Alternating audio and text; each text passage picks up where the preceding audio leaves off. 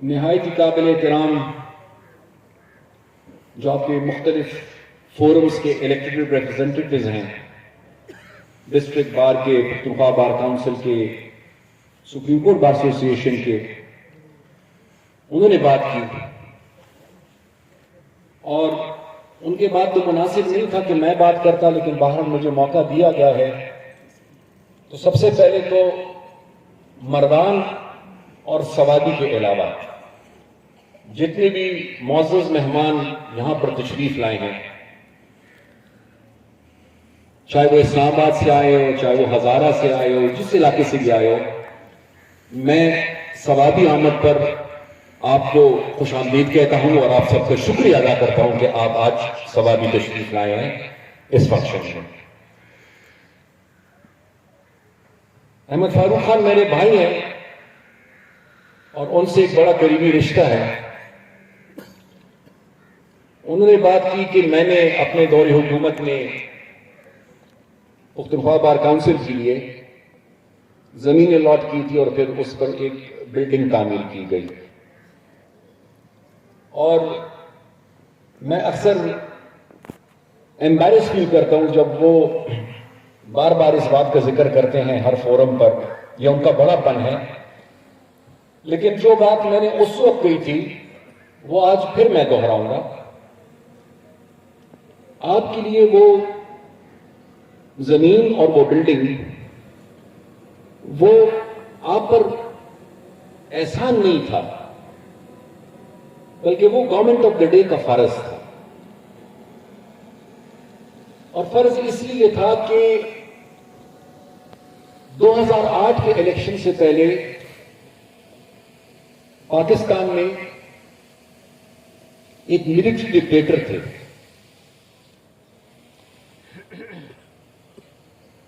और जजेस की अदलिया के लिए, कानून और इंसाफ और आईन के लिए उस वक्त, अब वो इस दुनिया में नहीं रहे तो उनके हवाले से कोई मुनासिब बात या रिमार्क देना मैं मुनासिब नहीं समझता, लेकिन ये एक हकीकत है कि उस वक्त आप सबने एक तहरीक शुरू की। पाकिस्तान के तमाम वकला ने एक तहरीक शुरू की और उनके बारे में तासुर यह था कि उनको कमजोर करना नामुमकिन काम है। लेकिन ये क्रेडिट वकला को जाता है कि अगर 2008 के इलेक्शंस में पॉलिटिकल पार्टीज को दोबारा कमबैक का मौका मिला और किसी हद तक मुल्क में जमहूरी निजाम दोबारा बहाल हुआ, तो उसका क्रेडिट पॉलिटिकल पार्टीज को कम जाता है और उसका क्रेडिट वकला बिरादरी को ज्यादा जाता है। ये आपकी तहरीक के नतीजे में उस वक्त हुआ था।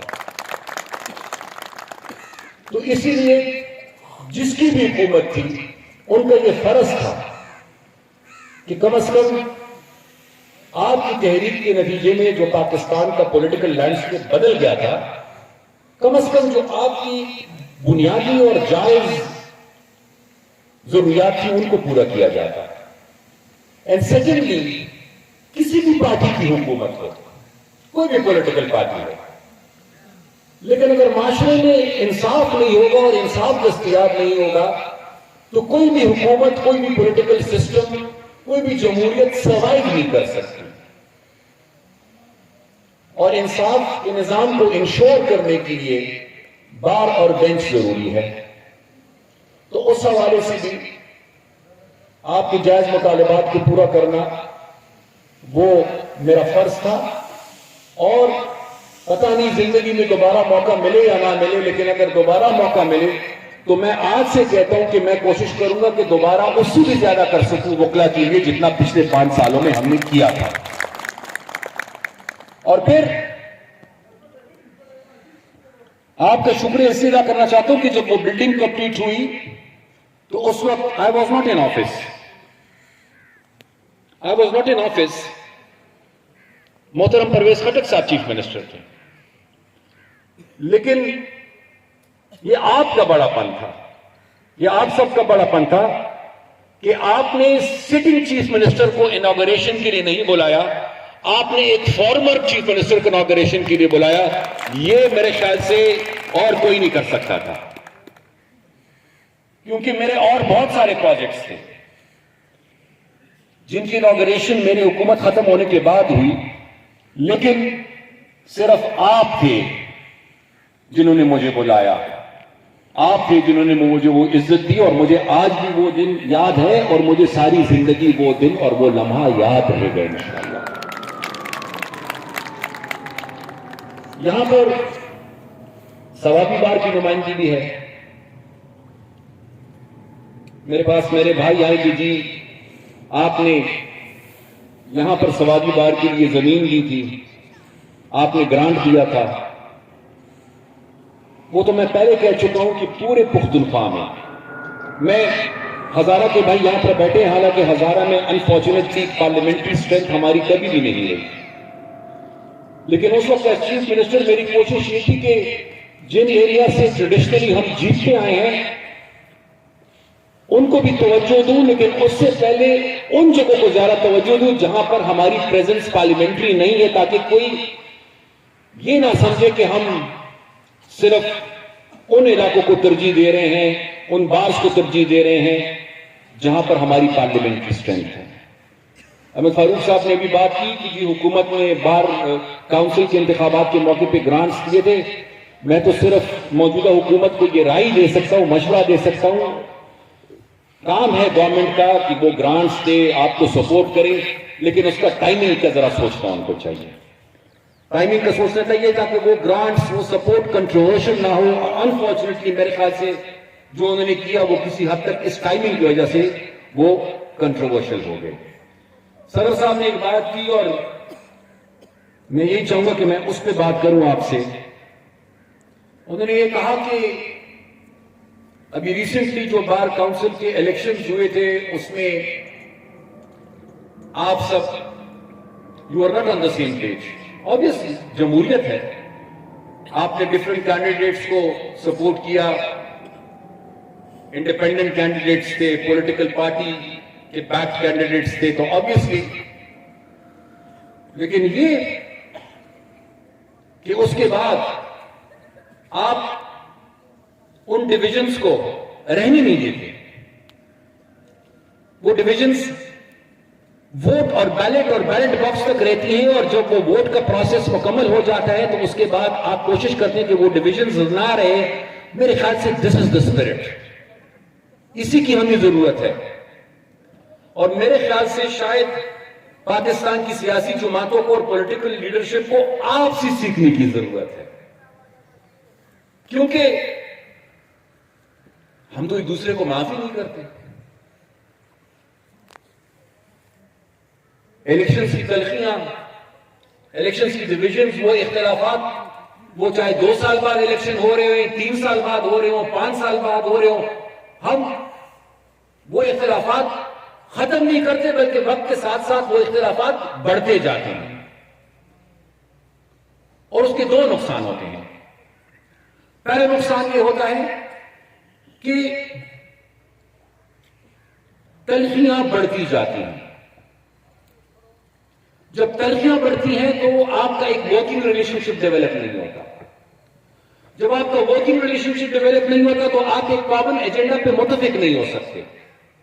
जब आप एक मिनिमम कॉमन एजेंडा पे मुत्तफिक नहीं हो सकते तो आप मुल्क को आगे लेके नहीं जा सकते।